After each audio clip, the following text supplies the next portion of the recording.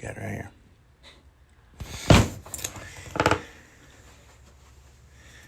Hello, everyone. So it says we're live. We were trying to get the computer up and going. We just going to get it going right now. Hopefully, we're doing right. And we're here at the stand office. I'd like to thank them for making it possible for us to get up here this evening. So we're just trying to share experience and hope here this evening. We know it's a hard time for everybody. We know people are struggling. And I've got my brother, Wesley Smith, here this evening to share his story. And to share experience, strength, and hope with everybody out there. And I'm just going to get out of the way. I just ask everybody to just bear with us, to listen, be respectful. This ain't for no other reason other than to talk about what God can do in somebody's life. Without holding any more, I've got Wesley here. And just sit back and get what you can get and can the rest of it. Wesley, here you go, brother.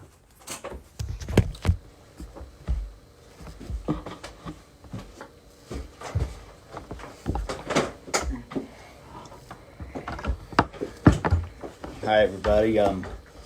I just want to say right off the bat that I feel like I'm the least worthy to be able to talk about, the glory of God. But I'm thankful that He's given me this opportunity to glorify Him, and just pray for me that I do. And my goal is here to give somebody out there some hope. I pray that I can do so, and I just pray that if there's anybody out there needing help in any kind of sort, there's somebody that's gone through it before you, and I just pray you can reach out. But I'll start off by just telling you my testimony, and it's just like anybody else on earth.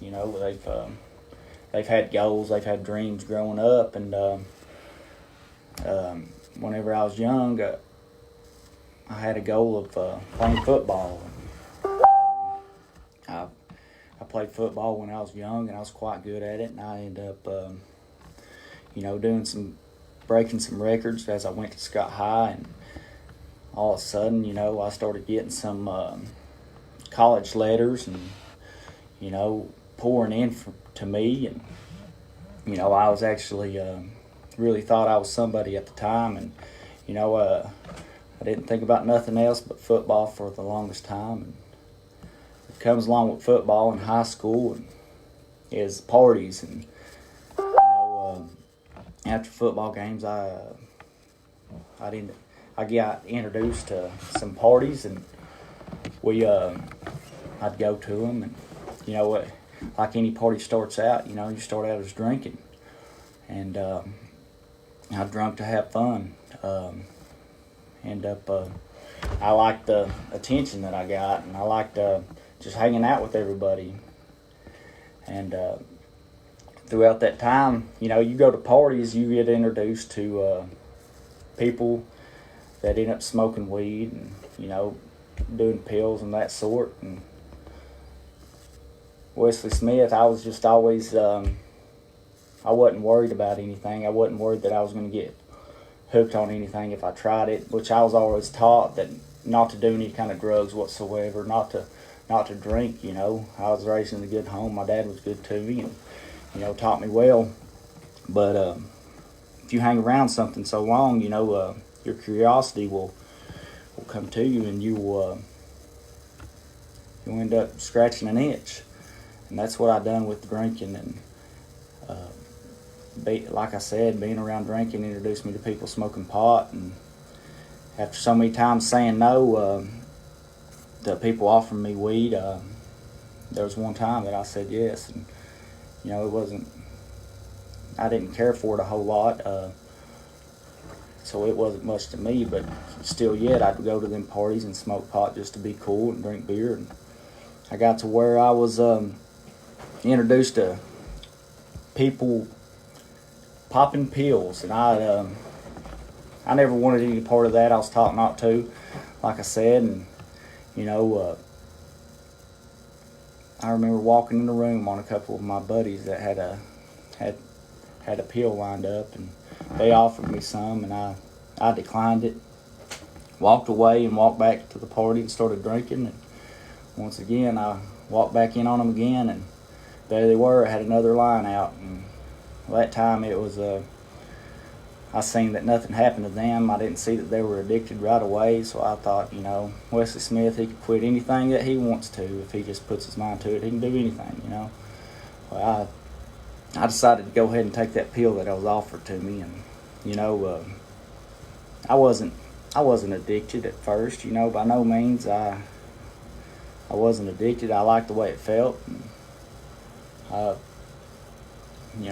my mindset, what harm did it do? It didn't hurt me. It didn't hurt nobody else. So the next time a pill was offered at a party, I done it again. And it started off as just a fun, slow, social gathering kind of, enlightenment that never was hurting nobody that I thought. And it got to where one day I'd wake up and all of a sudden my body was hurting and I was aching, and I didn't, I needed that pill. I needed to where I wanted it, I needed it, and I'd go looking for it.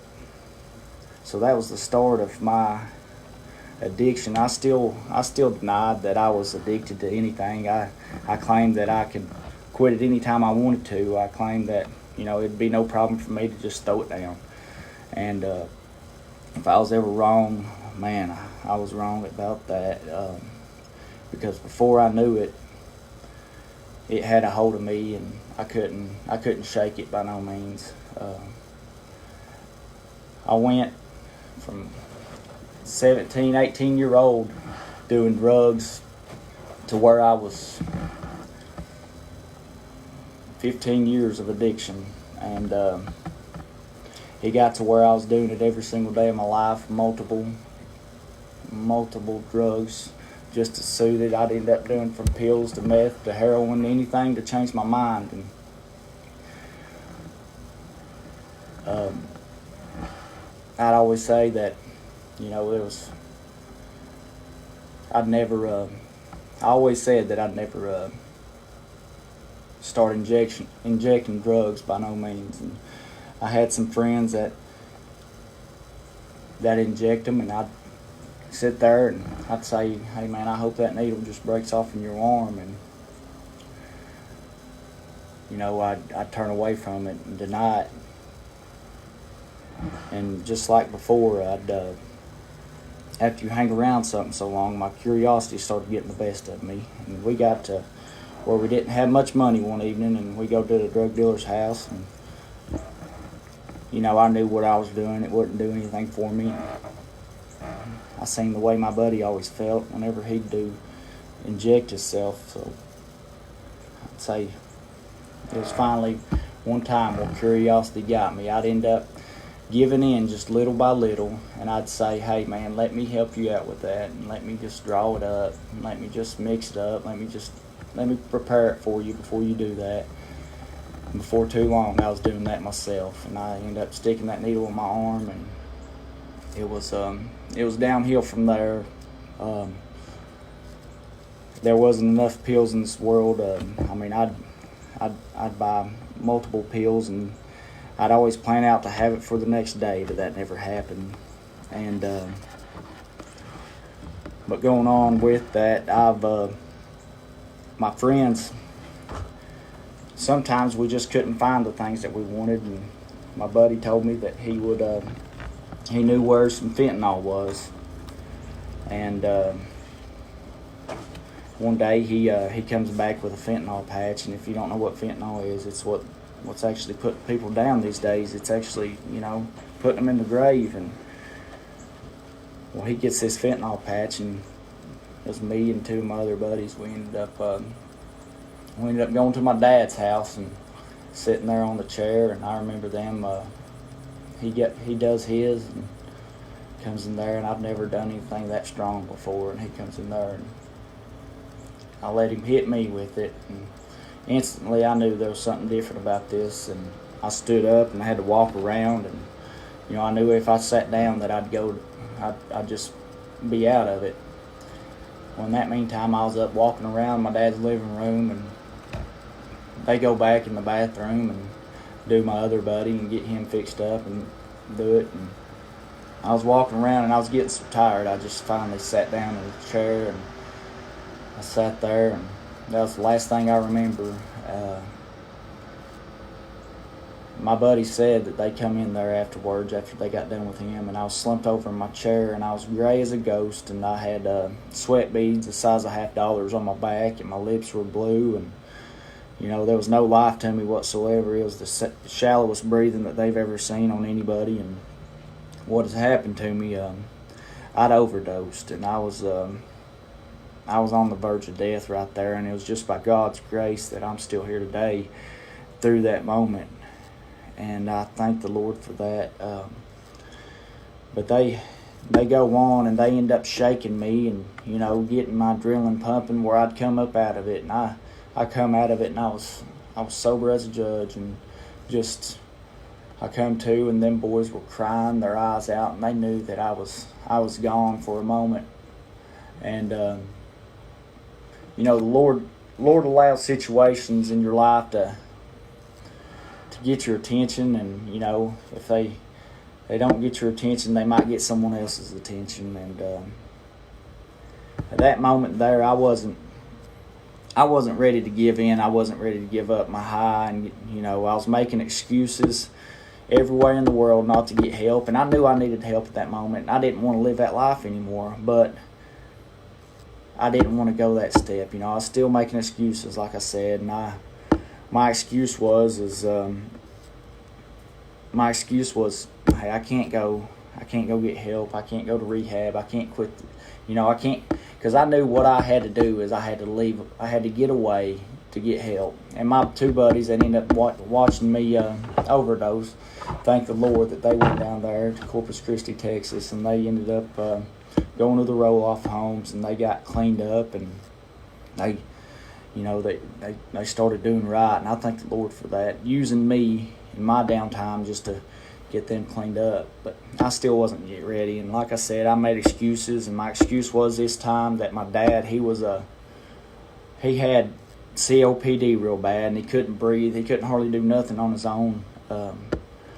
I'd always come in the house and go to him, clean up for him, take his garbage out, vacuum, clean, go to the grocery store, do whatever he had to do and needed done. I'd try to do that for him, and because it was just so hard for him to get around. If he'd go to the bathroom and come back, he'd be so out of breath that he'd about pass out. So that was my excuse at that moment, just to not go get help, not to go just get away or seek anything. And so I stayed here, and my friends, the only two friends that I thought I had, they went to Texas, and I was here by myself, and I kind of went into a depression and just didn't know what to do. I was pretty much a loner for a long time, and my drug use increased to no other, and I'd always try to play sober, when I run into anybody, and I was clean. I wasn't doing no drugs. Well, I ended up, I was trying to find something that would fit that void, something that would make me clean up, and I ended up meeting a girl, and we started dating, and I fell in love with this girl, but she never knew I'd done drugs, and I lied to her, and she believed me, whether she believed me or not.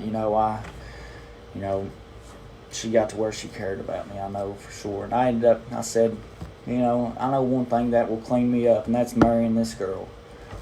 So I asked this girl to marry me, and she said yes, and I was thinking, yeah, here she'll straighten me up. If anything will straighten me up, it'll be this girl right here. So I go on, and we get married, and the only thing that changed about that whole situation is me hiding it. And I got to where I could hide it real well, and I learned ways to just do enough to get by, just to hide it from her. I hurt her in so many ways by hiding that and lying to her. And, we went for years, and, she'd notice things, and she'd always ask where my paychecks were going to, and I'd make some brilliant excuse up that didn't make any sense at all, but she'd just go along with it and say, okay, Wesley.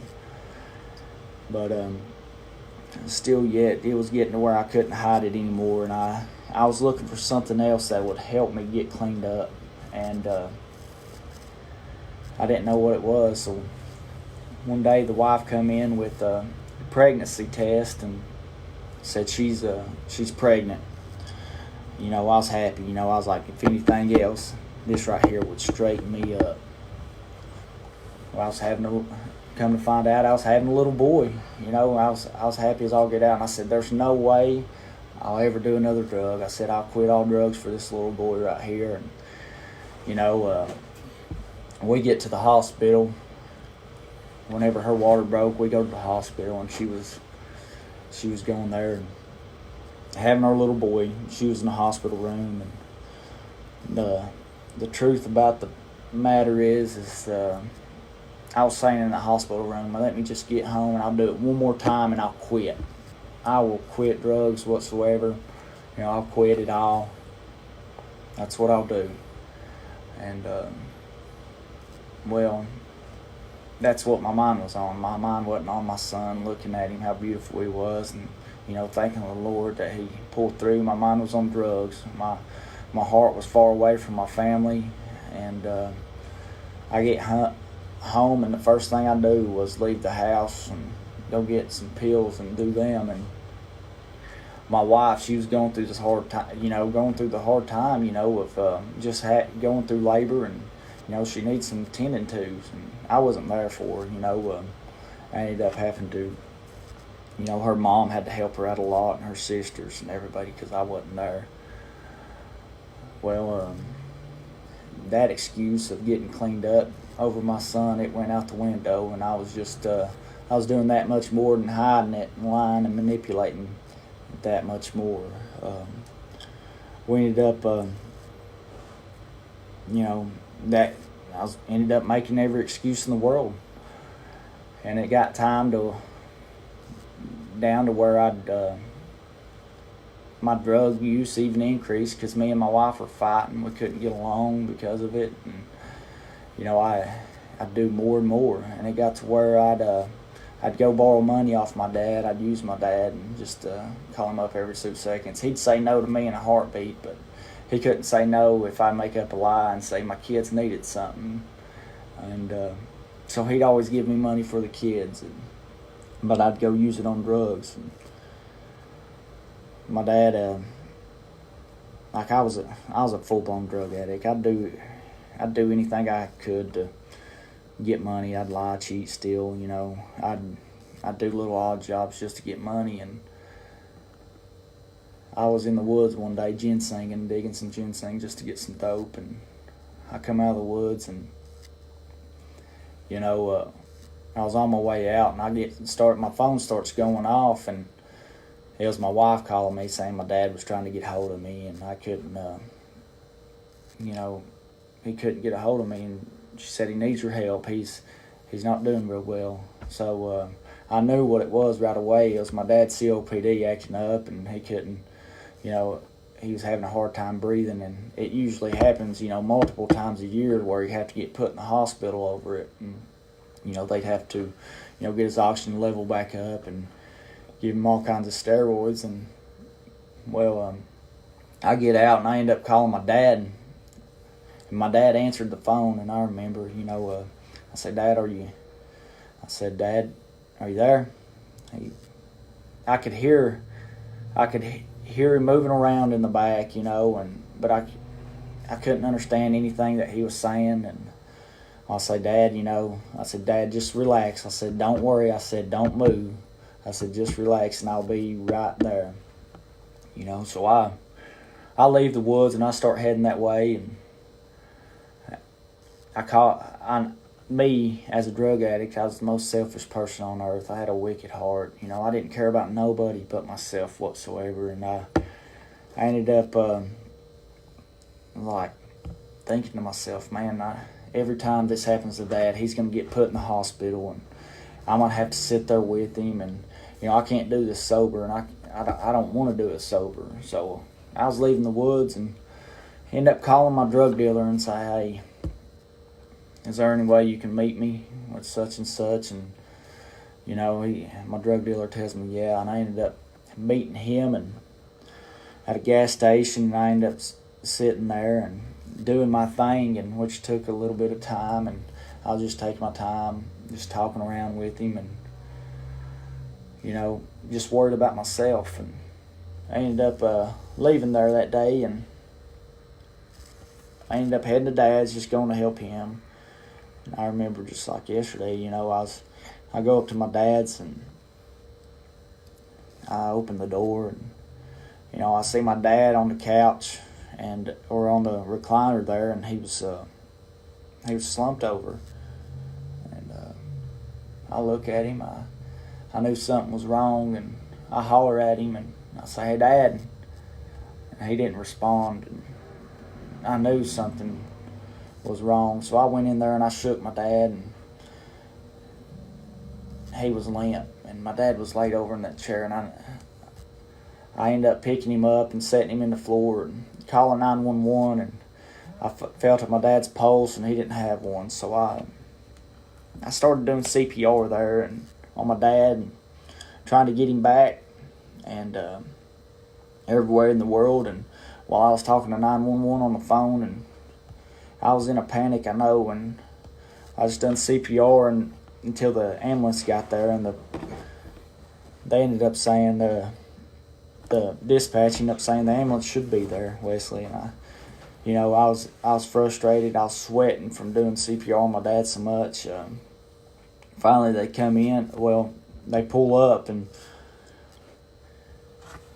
before they got up there, in my mind, I knew my dad was dead. And, I knew he was gone, and there was no bringing him back. And at that moment, so much just depression hit me, and so much blame and guilt that it was my fault that my dad died, and just rushed in on me, and I didn't want to bear it no more. I just, my dad didn't deserve to be dead. It was me that was the one that deserved to be dead at that moment. And I ended up still as a drug addict. I know my dad, he always carried cash on him, so I reached down in my dad's pocket and still had all the money that he had. And while the ambulance driver takes him off to the hospital, I'm following them, but while I'm following them, I'm calling my drug dealer up and saying, hey, I can't deal with this. I told him what's happened, just to bring me some drugs just so I can cope with it.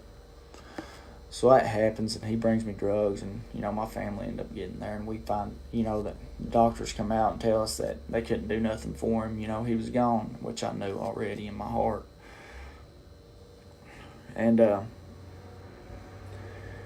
like I said, all the blame and guilt just blanketed over me, and I didn't want to live anymore.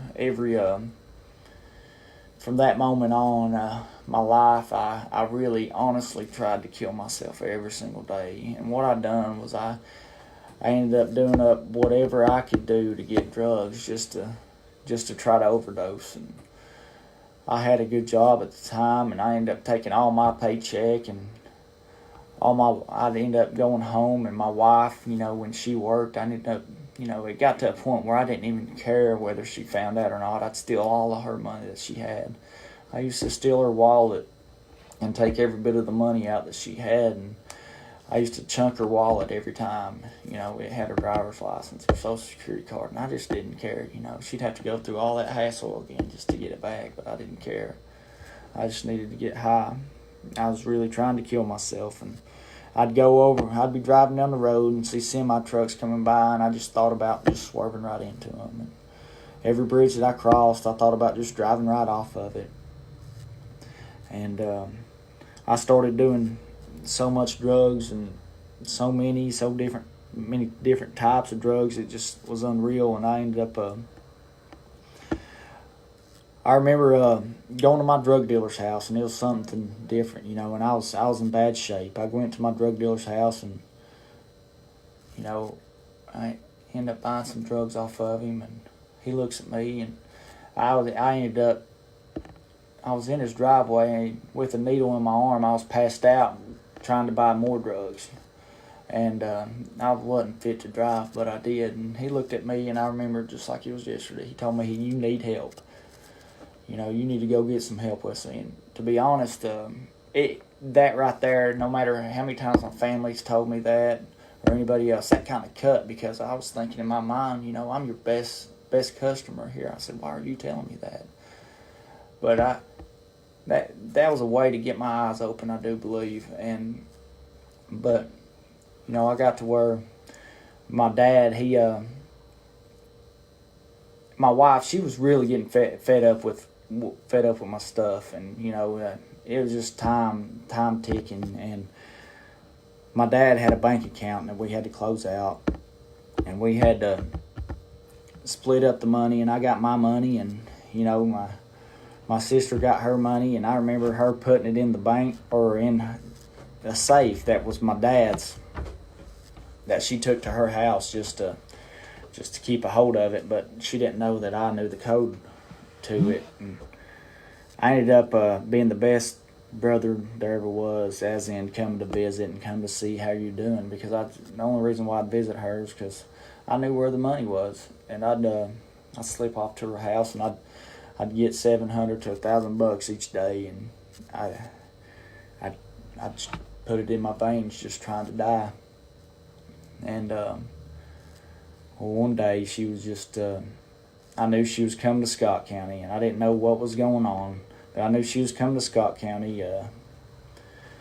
So I waited there at DJ's and waited till she passed by. And as she passed by, I head towards her house. And when I got to her house, I knew something was up, because right away I pull in the driveway and I could see my mom looking out the window. And I was thinking, oh no. I said, Mom's going to know what I'm doing. So I go in the house anyways, and I kind of pushed my mom aside, and I went back there to the back bedroom, and I go to that safe, and I ended up getting in that safe and reaching there, and there was no money left. And my sister had found out that I was taking money, and she took all the money. So I turned that safe upside down, and I was upset. And $160 ended up falling out. And that was probably my wife's or my sister's rent or something. It could have been my nephew's birthday money, for all I know. But I ended up taking it, leaving there, and calling my drug dealer. And with $700 to $1,000 a day habit, and $160 wasn't nothing, so I was upset. And I ended up coming home or going to my dad's, and ended up trying to hawk stuff, and I ended up getting a phone call, and it was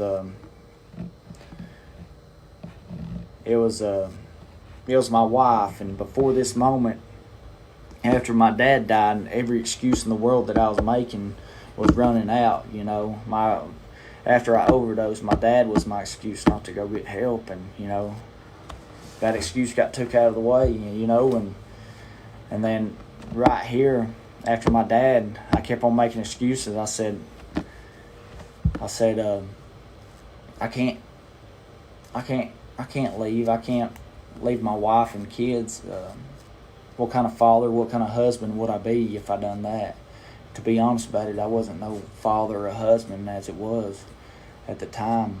And she ended up, while I was at my dad's saying that, I ended up getting a phone call from my wife, and I wouldn't answer most of the time, so she ended up sending me a text and saying, Wesley, she said, don't come home, you're not welcome here. She said, I don't want nothing to do with you, don't try to come see the kids or I'll call the law on you.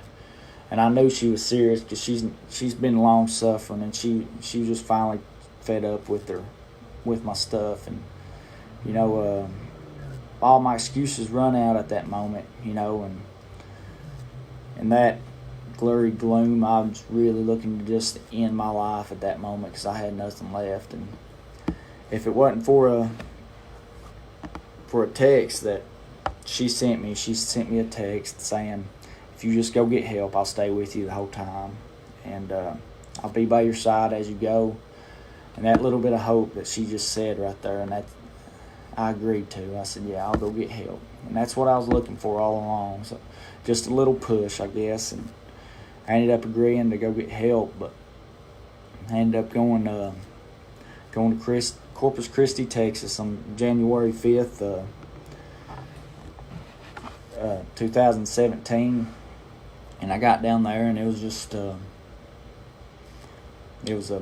that's where my two buddies went. And it was at the roll-off homes, and when they come back, I seen how good they were doing. That's where Brother Randy went also, and they gave me hope, and I wanted what they had, and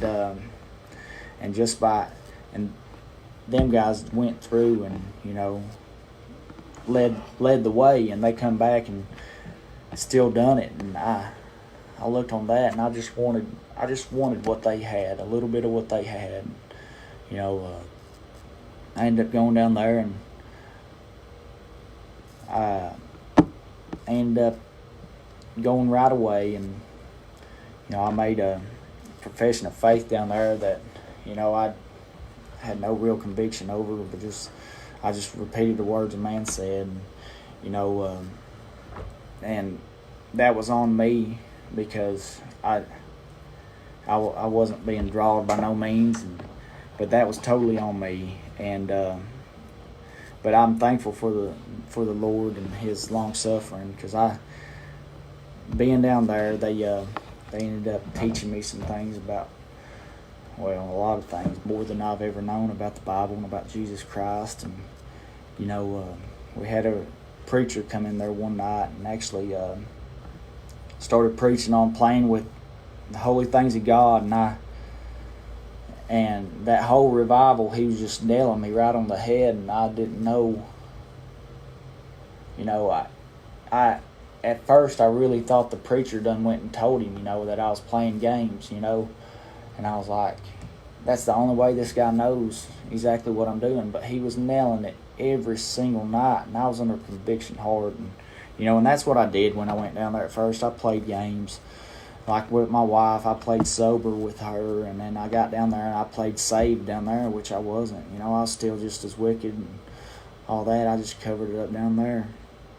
But that night, I was the only room in that church I was the only person in that church, it felt like, and it was just like the spotlight was on me, and my hands were sweaty, and he goes to preaching, and I kept on telling myself, hey, you don't need to go up there. You've made a profession already. What's these people going to think? If you go up there and make another profession of faith, and that's what I done. I kept on letting people get in the way, and people, what other people would think of me if I went up there and, got saved. Well, I ended up going back to the home that night. And usually I was the guy that was goofing off, cutting up, making jokes with everybody else, and I wasn't that night. And I had a buddy that came up to me and asked me what was wrong, and I told him, I said I wasn't saved. So I ended up, he said, man, you want to go up there and talk to the preacher? And I said, no. I said, I'll wait till tomorrow night for the altar call. But it was like the Lord spoke to me and told me, Wesley, you don't have another opportunity. He said, you better get this thing right now. And I just thank the Lord for His long suffering. And I ended up going to the preacher's house just to talk to him, but I ended up finally surrendering my life to Jesus Christ. And it says in Hebrews 11:6, for he that cometh to God must believe that He is, and He's a rewarder of them that diligently seek Him. Gosh, from that moment forward, I just tried to seek Him, and the Lord took my wicked heart, my selfish heart, who I used to be, and who I only thought about myself, didn't care about my family, didn't care about nobody else. He totally took my heart and changed it, and He gave me a heart where immediately, at the moment I got saved, my heart went to my family. I was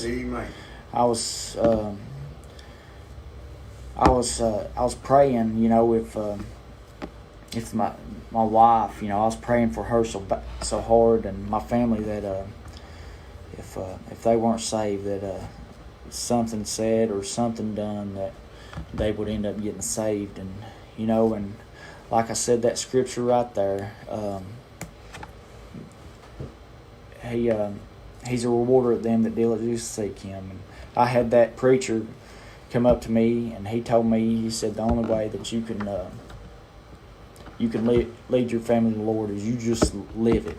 That's one way. He said, he didn't say that's the only way, but he said, I asked him how. He told me, you live it. You live it every day. He said, you fill up in the Word and prayer, and you live it every single day in front of your family. And he told me that the Lord would, save them. And sure enough, them words couldn't be truer.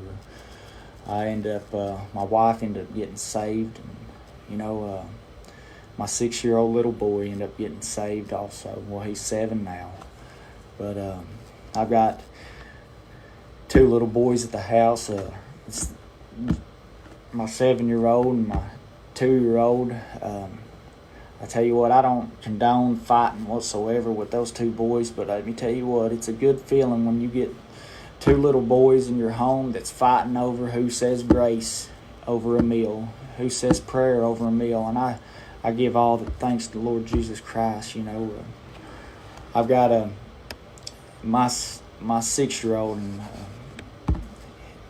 before, he went up to his mommy one time, showing her how I drunk my water with it, which what he described to her was me sticking a needle in my arm. But now he's the one praying for us before he goes to bed over meals. The Lord's blessed me in so many ways, and I couldn't thank him enough. He's been good to me, and I don't deserve it. And he's been good to my family. There's only one way, and that's through him, through Jesus Christ. And if there's anybody out there that needs any hope whatsoever, I just pray that if you may be struggling with your salvation, struggling with drugs whatsoever, you just there's somebody you can always talk to. If it's Jesus. He can save you out of that. He can take you out of those, and that's the only reason why I'm clean today. I try to fill up with him daily. I just thank him for his mercy and his grace, and I just pray that I was some sort of hope for you. I just know I was a wretched sinner, and he saved me. And I know before this, if anybody was out there just thinking, they weren't worthy, and that Jesus can't save a worthless sinner, I'm telling you, he saved my soul. And I know he can do the same for you. And I'm just thankful for this opportunity to be able to tell my testimony. And if I can be a help to somebody, I'll be here. I'm going to give it back to Brother Randy. And thank y'all.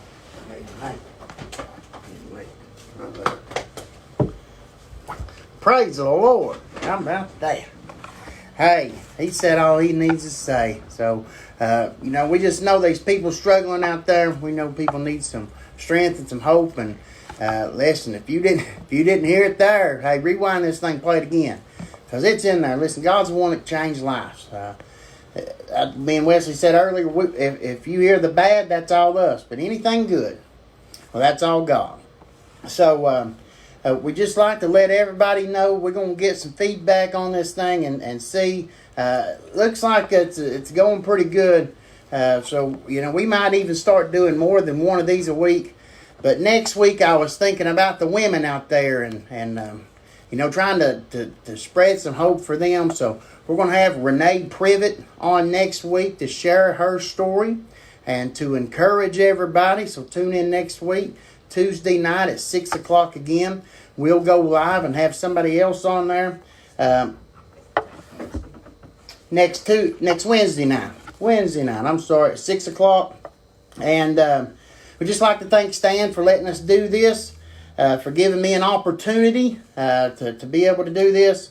And if you know anybody that's struggling, anybody just needs somebody to talk to. If you're down there, you feel like God can't change your life, you feel like you ain't got nobody to talk to, well, here's 2 numbers. There'll be Wesley's number.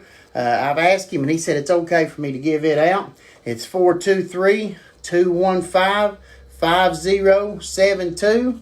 And my number is 423-215-1933. So if you just need somebody to talk to, just need somebody to vent to, hey, give us a call. We'd be more than happy to try to help. We can't do much, but we can listen to you and try to be there for you. So we thank you all for listening, and we'll see you next week.